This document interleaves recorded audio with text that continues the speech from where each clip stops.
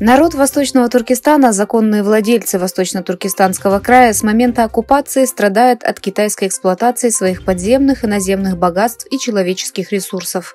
И пока они борются за выживание с помощью того малого, что у них осталось, безжалостная китайская администрация пытается отнять и это. Видеозапись, распространенная в китайских социальных сетях, доказывает, что китайский режим обрушил имущество жителей Восточного Туркестана. В видеозаписи, к которой мы получили доступ, женщина из первого микрорайона второго города Аслан, города Кумуль Восточного Туркестана, говорит, что местные власти конфисковали их земли и спрашивает: «Если у нас отберут наши земли, как мы будем зарабатывать на жизнь? Как мы будем учить 3 детей? Неужели некому о нас позаботиться? Правительство, вместо того, чтобы так преследовать нас, лучше бы вы нас расстреляли, посадили в тюрьму или убили».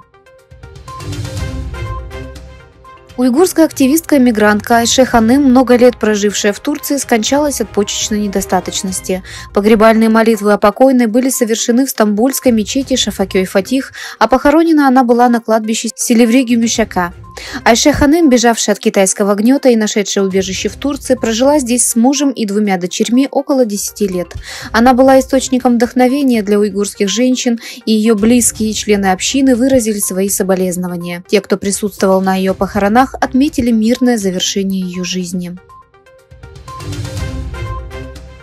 Китайские и российские компании обходят санкции против России, торгуя медью через Восточный Туркестан, куда доступ ограничен. По сообщениям, русская медная компания и несколько китайских фирм торгуют новой медной катанкой, замаскированной под лом, чтобы обойти западные санкции и избежать налогов. По данным 3 источников, медная катанка измельчается в Восточном Туркестане, закрытом для мирового сообщества. Поэтому ее трудно отличить от настоящего лома. В то время как Китай вводит 4% налог на импорт медной катанки, Россия не взимает налог на импорт лома. В то время как Европейский Союз расследует обвинения в несправедливой помощи китайскому сектору электромобилей, БИТ также получает выгоду от поддержки местных производителей аккумуляторов и скидок для тех, кто покупает ее автомобили, говорится в докладе.